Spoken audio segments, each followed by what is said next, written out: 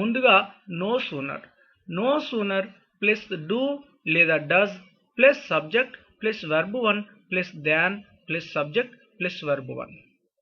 అంటే ఈ సెంటెన్స్ దేనిని సూచిస్తుంది అని అన్నట్లయితే ప్రజెంట్ సిచ్యువేషన్ని సూచిస్తుందండి. ఓకేనా ఫ్రెండ్స్, ప్రస్తుతం అనే పదాలను తెలియజేయడానికి ఈ డూ లేదా డస్ అనే హెల్పింగ్ వర్బ్ని వాడడం జరుగుతుంది.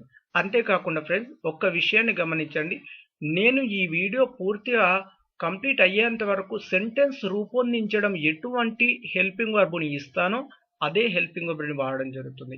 ఎటువంటి మెయిన్ వర్బ్ని ఇస్తానో అటువంటి మెయిన్ వర్బ్నే మీరు వాడడం జరుగుతుంది. అంతేకాకుండా వేరే ఇతర హెల్పింగ్ వర్బ్ని తీసుకోవడం లేదా ఇతర మెయిన్ వర్బ్ని తీసుకోవడం అలా మీరు చేసినట్లయితే మీరు చెప్పే సెంటెన్స్ తప్పవుతుంది. ఎగ్జాంపుల్ ఇక్కడ చూసినట్లయితే do does plus subject plus verb 1 ఇచ్చానండి. ఈ వర్బ్ 1 స్థానంలో వర్బ్ 1 చెప్పాలి. మళ్ళీ మీరు వేరే ఇతర హెల్పింగ్ వర్బ్ మెయిన్ వర్బ్ని అనేది చెప్పకూడదు.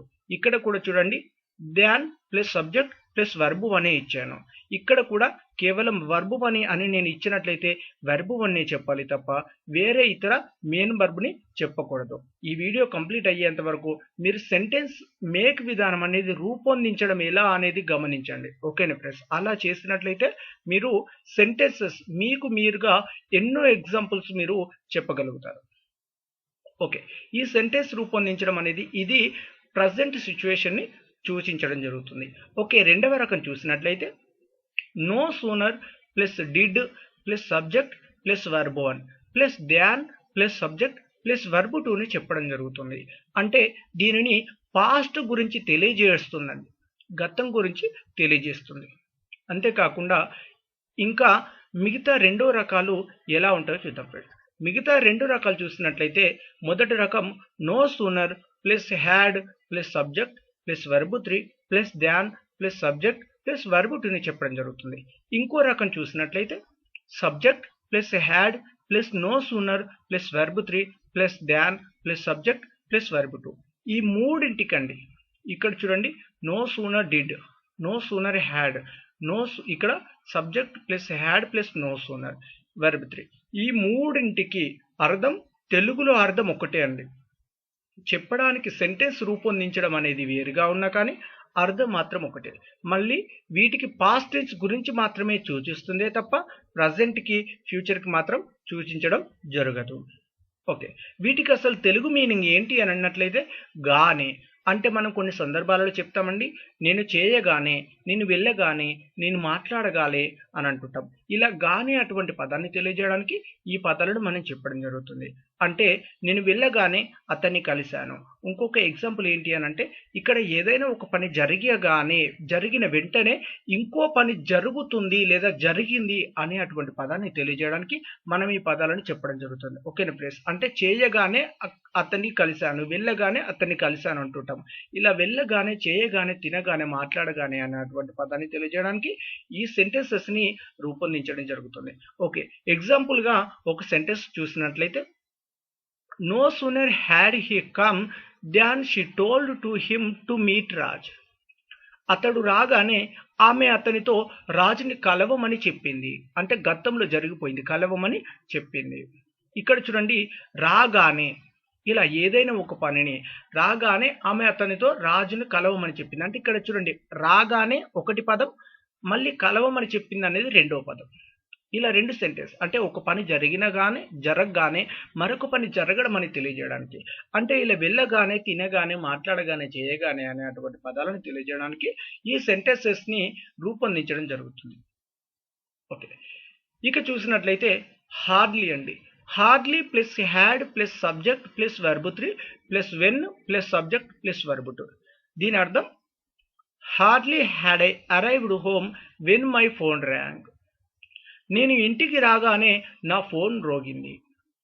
అంతేకాకుండా ఈ సెంటెన్స్ రూపొందించడం అనేది ఇంకొక రకం ఉంది, అది ఎలానో చూద్దాం friends. Subject plus had plus hardly plus verb 3 plus when plus subject plus verb 2. I had hardly arrived home when my phone rang. దీని అర్థం నేను ఇంటికి రాగానే నా ఫోన్ రోగింది. తెలుగులో అర్థం ఒకటే మాదిరి అండి, కానీ సెంటెన్స్ ని రూపొందించడం ఇంగ్లీష్లో రెండు రకాలుగా రూపొందించవచ్చు. ఓకే ఫ్రెండ్స్, ఇలా ఏదైనా ఒక పనిని చేయగానే వెళ్ళగానే అనేటువంటి పదాన్ని తెలియజేయడానికి hardly plus had plus subject plus verb 3 plus when plus subject plus verb 2ను చెప్పడం జరుగుతుంది. ఓకే, ఇక చూసినట్లయితే scarcely plus had plus subject plus verb 3 plus when plus subject plus verb 2. Example చూసినట్లయితే scarcely had I arrived home when my phone rang. నేను ఇంటికి రాగానే నా ఫోన్ రోగింది. ఇలా ఏదైనా ఒక పనిని చేయగానే మరొక పని జరిగింది అని తెలియజేయడానికి ఈ స్కేర్స్లీని కూడా చెప్పడం జరుగుతుంది. ఓకే, ఈ సెంటెన్స్ని మరొక విధంగా కూడా రూపొందించడం జరుగుతుంది. అది ఎలాగో చూద్దాం. Subject plus had plus scarcely plus verb 3 plus when plus subject plus verb 2. I had scarcely arrived home when my phone rang. అంటే నేను ఇంటికి రాగానే నా ఫోన్ రోగింది. ఇలా ఏదైనా ఒక పనిని చేయగానే అని తెలియజేయడానికి స్కేర్స్లీని చెప్పడం జరుగుతుంది. ఓకే, ఇక చూసినట్లయితే బేర్లీ. బేర్లీ అనే సెంటెన్స్ రూపొందించడం ఎలా ఉంటుంది అంటే barely plus had plus subject plus verb 3 plus when plus subject plus verb 2ని చెప్పడం జరుగుతుంది. Barely had I arrived home when my phone rang. నేను ఇంటికి రాగానే నా ఫోన్ మ్రోగింది. అంతేకాకుండా ఈ సెంటెన్స్ని రెండవ రకంగా కూడా రూపొందించడం జరుగుతుంది. అది ఎలానో చూద్దాం friends. Subject plus had plus scarcely plus verb 3 plus when plus S subject plus verb 2. ఈ స్కేర్స్లీ మీకు ఎగ్జాంపుల్ ఇచ్చాను. అంటే ఈ స్కేర్స్లీ స్థానంలో మనం బేర్లీని చెప్పడం జరుగుతుంది. ఈ బేర్లీని చెప్పడం జరుగుతుంది. ఓకే, ఎగ్జాంపుల్ చూసినట్లయితే I had barely arrived home when my phone rang. అంటే దీని అర్థం నేను ఇంటికి రాగానే నా ఫోన్ రోగింది.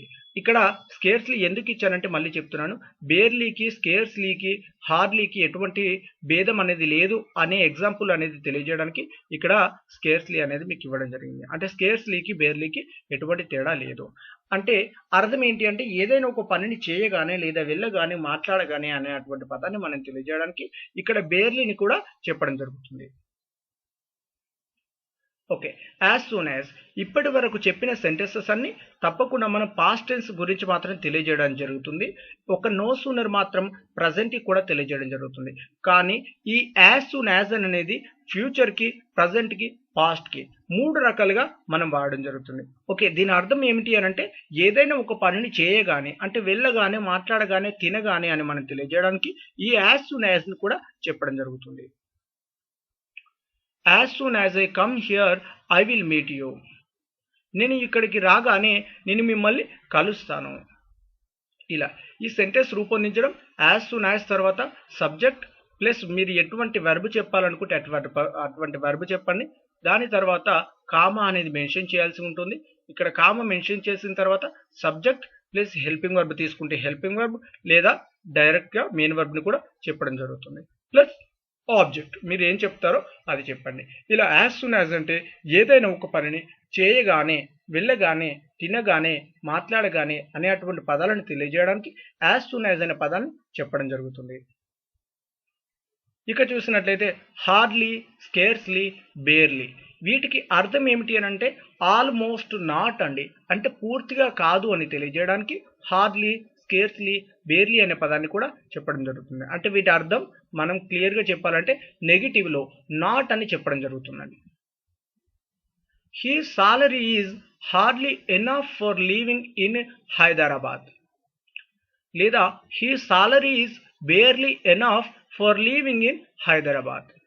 అంటే అతడు హైదరాబాద్లో ఉండడానికి అతని జీతం సరిపోదు. అంటే ఇక్కడ బేర్లీ అనే స్థానంలో ఆల్మోస్ట్ నాట్ ఎనఫ్ లేదా హార్డ్లీ స్థానంలో ఆల్మోస్ట్ నాట్ ఎనఫ్. ఓకేనా ఫ్రెండ్స్, ఇలా ఆల్మోస్ట్ నాట్ అనే పదాన్ని కూడా మనం తెలియజేయడానికి హార్డ్లీ, స్కేర్స్లీ, బేర్లీ అనే పదాన్ని కూడా చెప్పడం జరుగుతుంది. Okay friends.